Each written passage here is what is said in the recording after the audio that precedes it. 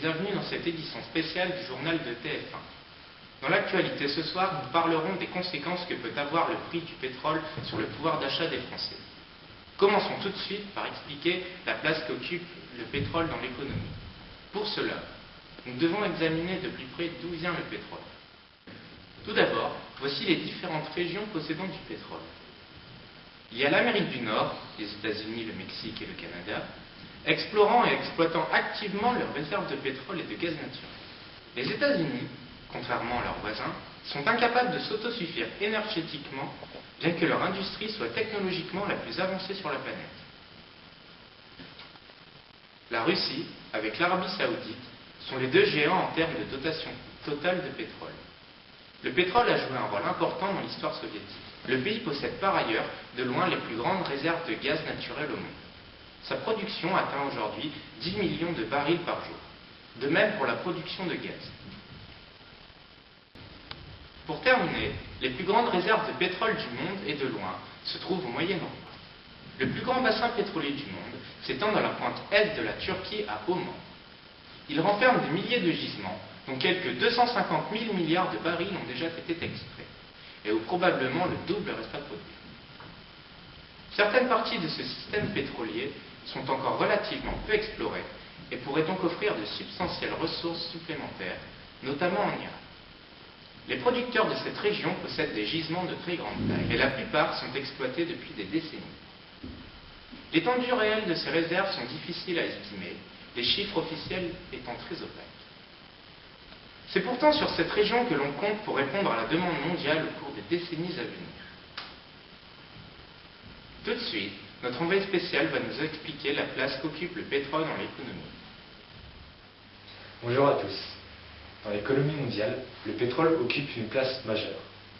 Il est en effet utilisé pour la transformation de la plupart des matières, telles le plastique, mais aussi pour les sources d'énergie, comme l'essence dans les voitures, le fioul dans les chauffages ou encore le kérosène dans l'aéronautique. Concevoir une vie sans pétrole se révèle donc pour le moment impossible. Effectivement, le problème est que la majorité des produits sont fabriqués à base de pétrole. Prenons pour exemple une salle de classe, des tables, des chaises, le tableau, en passant par les composants d'ordinateurs. Et plus encore, ce phénomène s'étend jusque dans les trousses des élèves, avec des stylos, qui sont constitués principalement de cette matière. Bien entendu, pour utiliser le pétrole, il faut l'acheminer des différents pays producteurs. Cette carte montre les différents flux de barils au jour le jour dans le monde. Dans un baril, il y a 159 litres de pétrole. L'or noir, comme certains le nomment, est aussi une source de tensions importante. En effet, plusieurs guerres ont sans doute comme cause le pétrole. Prenons pour exemple la guerre du Golfe ou bien encore la guerre en Irak. D'après un sondage réalisé par notre émission, la majorité des personnes interrogées pensent que la guerre en Irak avait un lien avec le pétrole. En effet, 57,81% des Français interrogés pensent que la guerre en Irak est essentiellement liée au pétrole, alors que seulement 14,06% déclarent que les États-Unis auraient décidé de cette guerre pour empêcher l'Irak d'utiliser les armes de destruction massive. Les 28,13% restants ont un avis plus controversé sur le sujet et pensent que le pétrole n'était pas la source première de ce conflit. En plus des différentes tensions liées au pétrole, l'or noir étant un objet de convoitise, différents organismes peuvent essayer de pousser le prix vers le haut, en faisant pression comme l'OPEP par exemple, et plus rarement vers le bas, avec les grèves des chauffeurs routiers et des pêcheurs. Mais leur voix ne se fait pas très entendre, ou du moins très peu. Merci David pour ce reportage. Accueillons tout de suite M. Baril, courtier en bourse spécialisé dans le domaine des énergies, qui nous parlera de l'évolution du prix du pétrole à travers les années. Merci d'avoir accepté notre invitation, M. Baril. Merci à vous. Alors, que pouvez-vous nous dire quant à l'évolution du prix du pétrole depuis sa découverte jusqu'à nos jours? Depuis sa découverte en 1859, on peut remarquer en suivant la courbe en dollars de 2006 qu'il y a eu divers chocs pétroliers qui ont influé le prix du pétrole, mais rien de comparable au choc qu'il y a eu entre 1970 et aujourd'hui. On peut remarquer qu'en 1973, il y a eu le premier choc pétrolier, causé par un embargo de l'OPEP. qui est, je vous le rappelle, l'Organisation de pays exportateurs de pétrole, qui a multiplié les prix par 3. Ensuite, en 1919, il y a eu un second choc pétrolier, qui serait lié à une révolution en Iran, et qui avait multiplié les prix par 3 environ, elle aussi. Mais les prix ne font pas forcément que monter. En effet, la crise économique de 1997 en Asie avait divisé par 2 le cours du pétrole. Cependant, à partir de 2005, les cours commencent à s'envoler pour plusieurs raisons. Tout d'abord, la limitation des quotas décidée par l'OPEP. Ensuite, il y a eu aussi une hausse de la consommation mondiale à cause de la Chine et de l'Inde.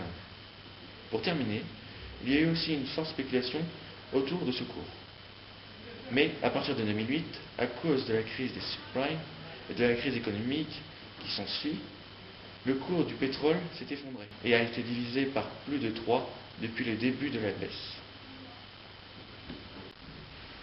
Mais alors, la question que l'on peut se poser est, est-ce que les variations du prix du pétrole font varier d'autres prix? Oui, d'une certaine manière. Les variations du cours du pétrole font varier beaucoup de prix. En effet, le pétrole étant une matière première, si son prix augmente, les produits dérivés augmentent eux aussi. Ensuite, ils augmentent aussi le prix des transports. Bien. Pouvez-vous nous expliquer le principe de l'offre et de la demande? Certainement. La loi de l'offre et de la demande dépend du fait qu'en général, lorsqu'il y a une quantité d'offreurs sur un marché plus grand, alors les prix baissent. Et lorsqu'il y a moins d'offreurs, les prix augmentent. Inversement, lorsque le nombre de demandeurs augmente, le prix lui aussi augmente. Pour mieux comprendre, regardons sur ce graphique. Souvent, les prix finissent par se stabiliser en un point appelé point d'équilibre, qui est le point d'intersection de ces deux droites. Mais dès qu'il y a une modification de l'offre ou de la demande, ce point se modifie, et donc il y a une modification des prix.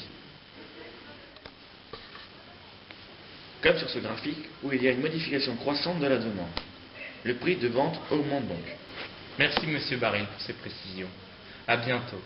Merci de votre invitation, ce fut un plaisir.